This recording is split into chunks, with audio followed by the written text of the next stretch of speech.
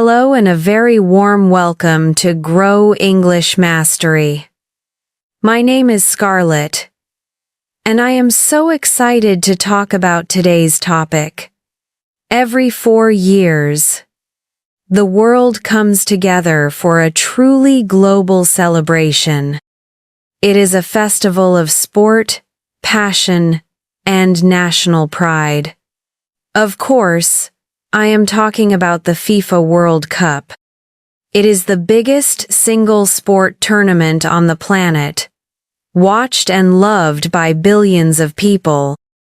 The next Men's World Cup, in 2026, hosted across North America, promises to be the biggest one ever. More teams, more games, and more fans than ever before. But what if the world's biggest party is also a climate disaster in the making? What if the beautiful game is creating an ugly problem for our planet? Today, we are going deep inside the growing controversy surrounding the environmental impact of the World Cup. We will investigate why one expert has called the tournament a carbon bomb. We will explore the massive logistical and climate challenges of the 2026 tournament and look ahead to the even bigger events planned for 2030 and 2034. This is a story about the intersection of the world's most popular sport and the world's most serious challenge, climate change. Our learning goals for today are to explore this critical issue. First, we will understand the main environmental concerns surrounding the upcoming World Cups. Second, we will learn and explore 10 essential vocabulary words used to discuss climate change and sustainability. Third, we will master 2 key grammar points that are perfect for discussing this topic. Using quantifiers to talk about large amounts, and using conditional sentences to discuss risks and solutions. And finally, as always, you'll get some practical tips on how to use this language yourself. This is a lesson about the future of mega events in a warming world. Let's get started. Part 1. A History of Controversy. The Qatar 2022 case. To understand the concerns about the 2026 World Cup, we first need to look back at the most recent tournament, held in Qatar in 2022.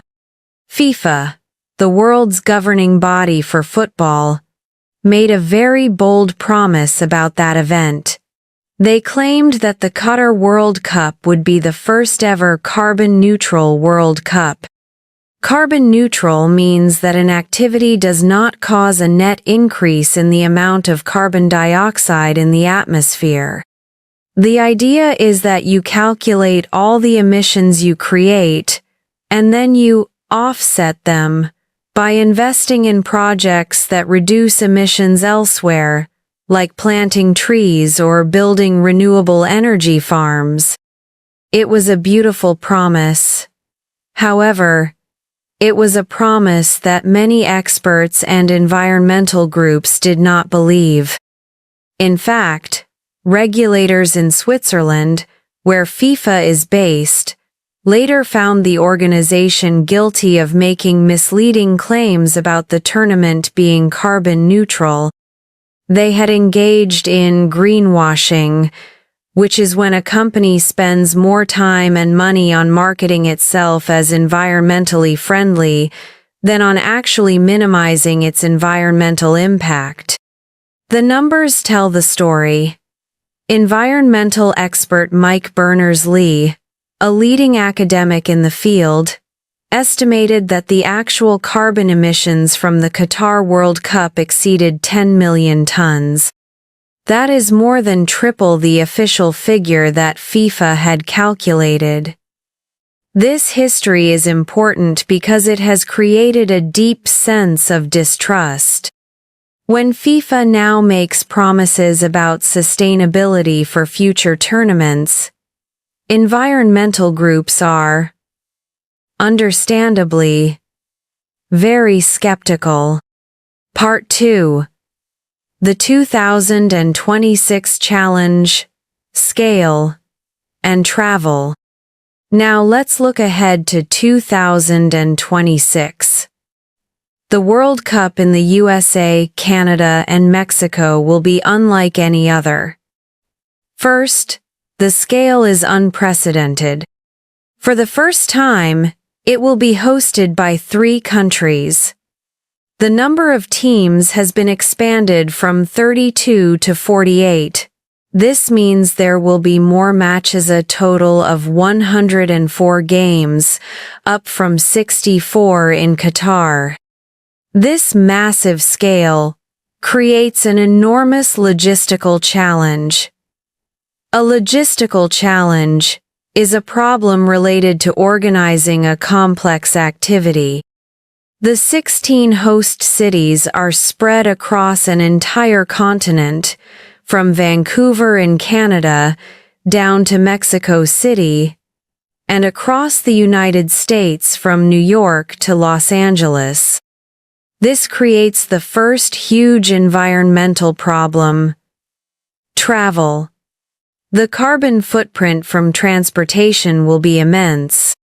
A carbon footprint is the total amount of greenhouse gases, including carbon dioxide, generated by our actions. Think about it.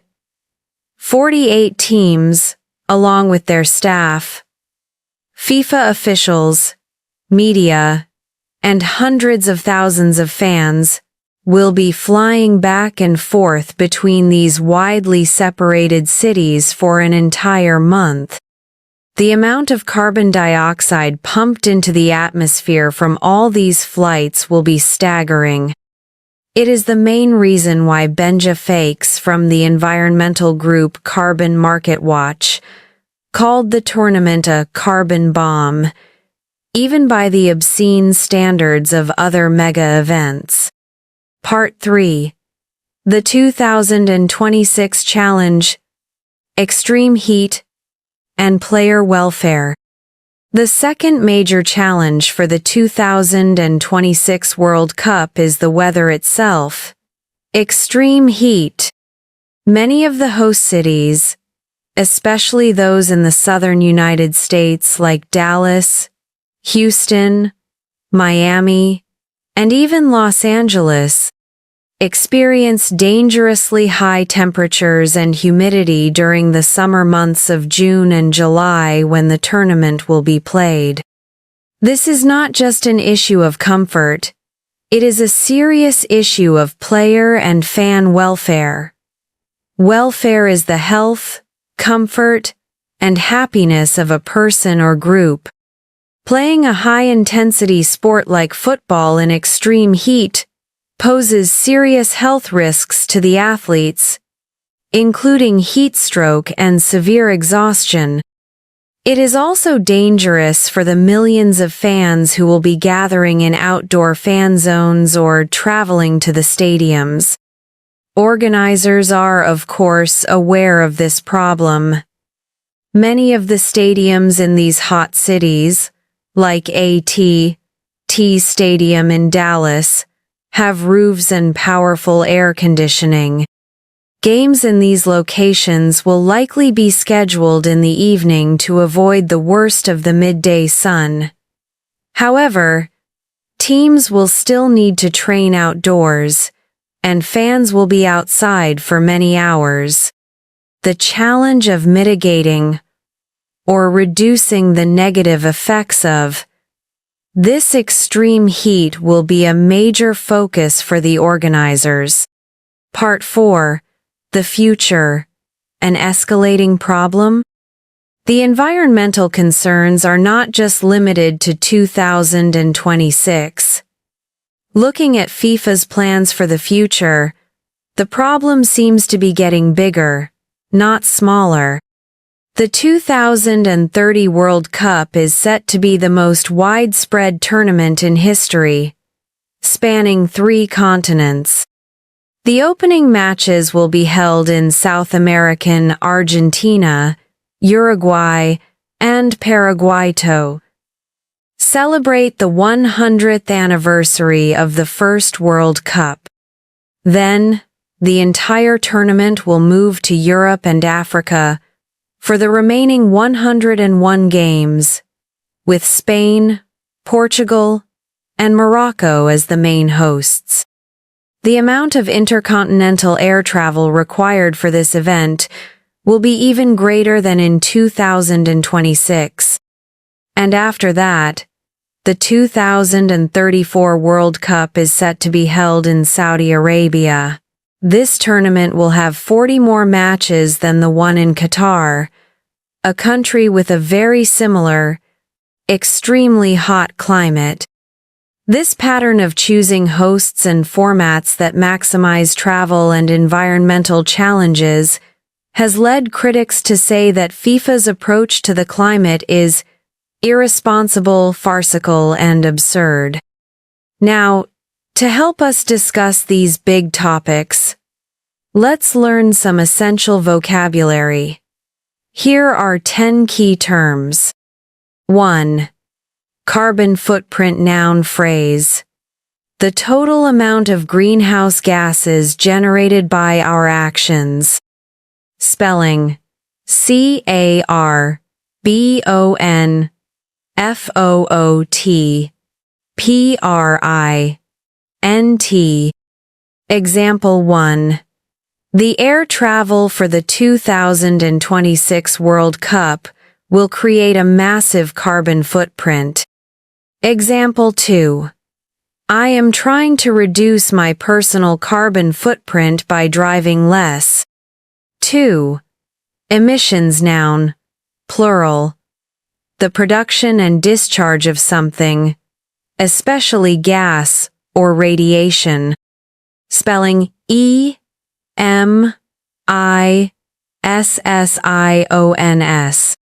Example 1.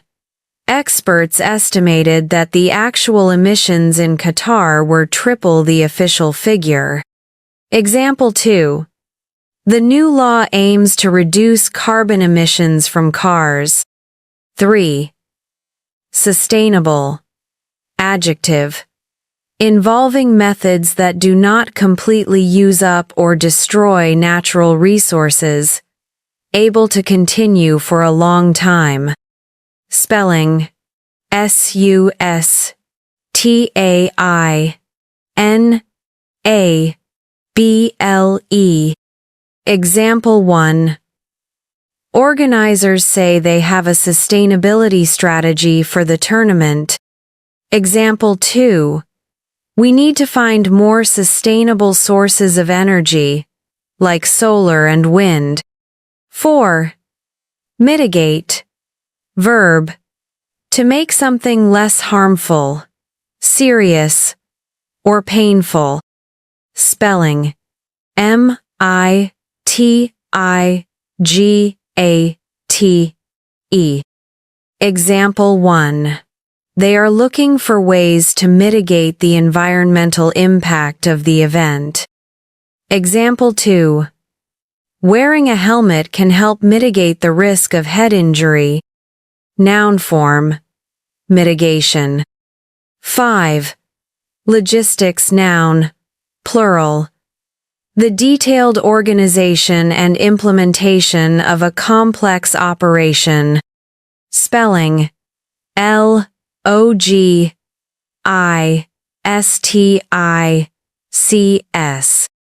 Example 1. The logistics of a 48-team tournament across 3 countries are incredibly complex. Example 2. She works in logistics, organizing the transportation of goods. 6. Extreme heat noun phrase. A period of dangerously hot and often humid weather. Spelling: EXTREMEHEAT. Example 1.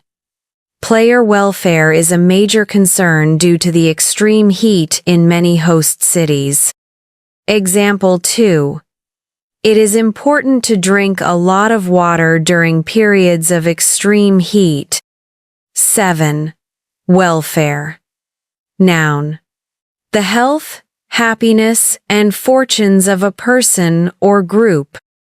Spelling. WELFARE. Example 1. The players' union is concerned about player welfare. Example 2. Our company has a strong commitment to animal welfare. 8. Underestimate. Verb. To estimate something to be smaller or less important than it actually is. Spelling. UNDERESTIMATE. Example 1. Critics say FIFA has a history of underestimating the tournament's emissions. Example 2. We underestimated the amount of time it would take to finish the project. Antonym. Overestimate. 9. Carbon neutral. Adjective phrase. Not causing a net increase in the amount of carbon dioxide in the atmosphere. Spelling.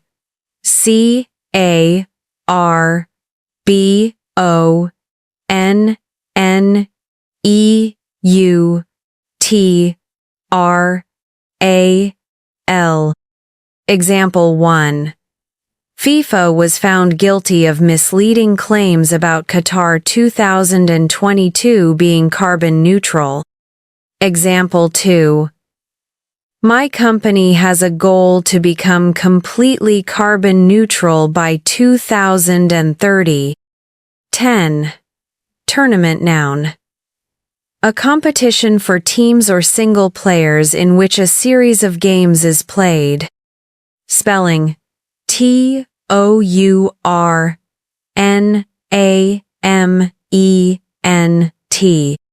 Example 1. The World Cup is the biggest football tournament in the world.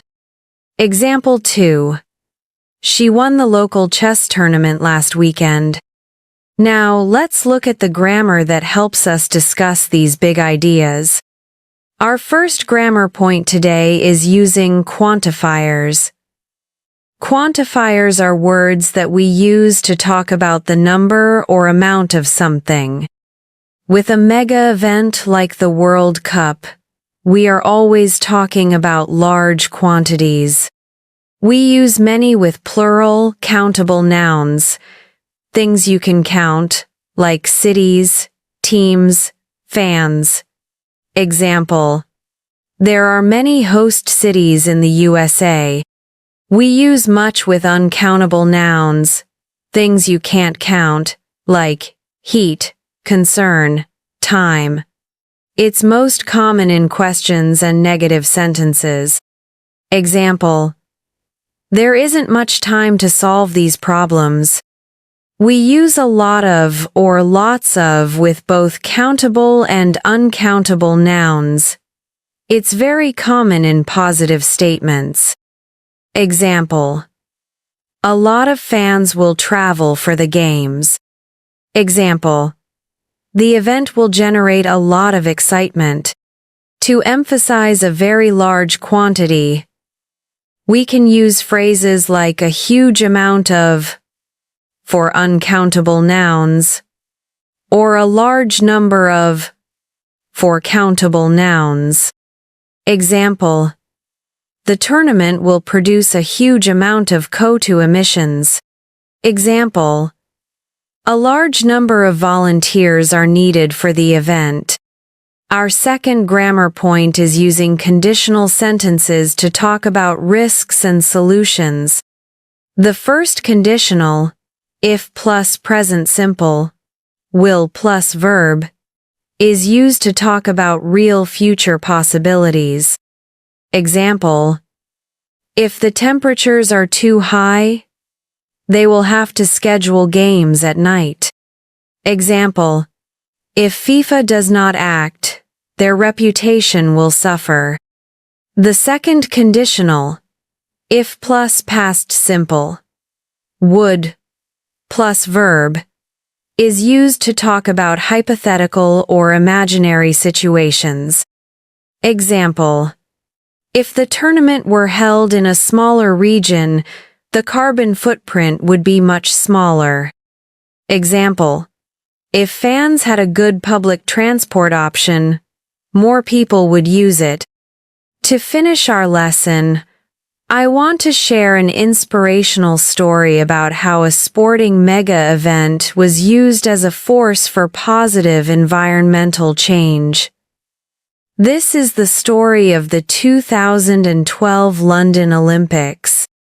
The area in East London where the main Olympic Park was to be built was, for decades, one of the most polluted industrial wastelands in the United Kingdom. It was a place of old, abandoned factories, contaminated soil, and polluted rivers. It was a forgotten part of the city. When London won the bid to host the 2012 Games, the organizers made sustainability a core promise of their plan. They didn't just want to build stadiums. They wanted to use the Olympics as a catalyst to heal a piece of the city.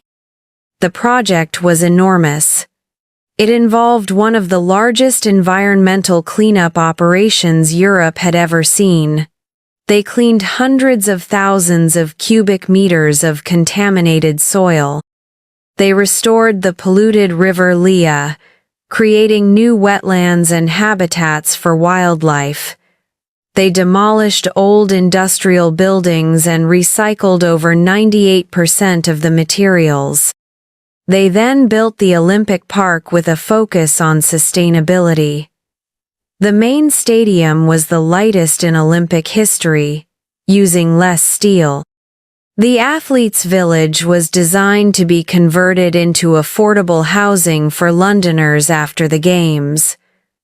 They planted thousands of trees and created the largest new urban park in Europe in over 150 years. The London 2012 Olympics are now seen as a benchmark, a standard of excellence, for how to host a green mega event. The story shows that with vision, planning, and a genuine commitment from the very beginning, a massive sporting event doesn't have to be a burden on the environment. It can be a powerful force for regeneration and positive change, leaving a lasting legacy for the city and its people. We have explored a very challenging and important topic today. Let's summarize our key takeaways.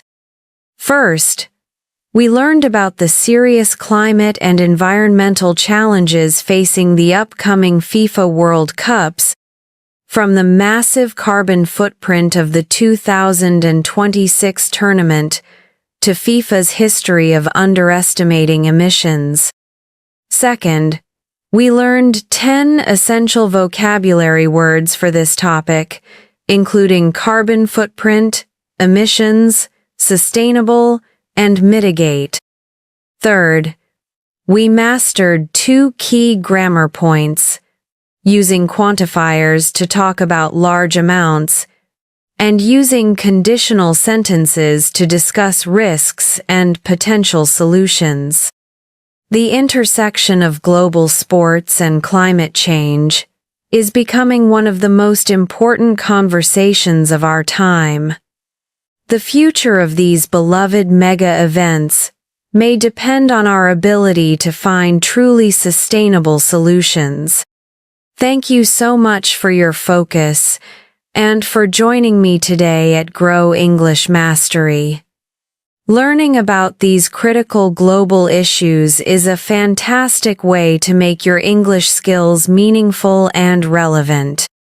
Please let us know in the comments, what do you think organizers of mega events like the World Cup or the Olympics should do to protect the environment.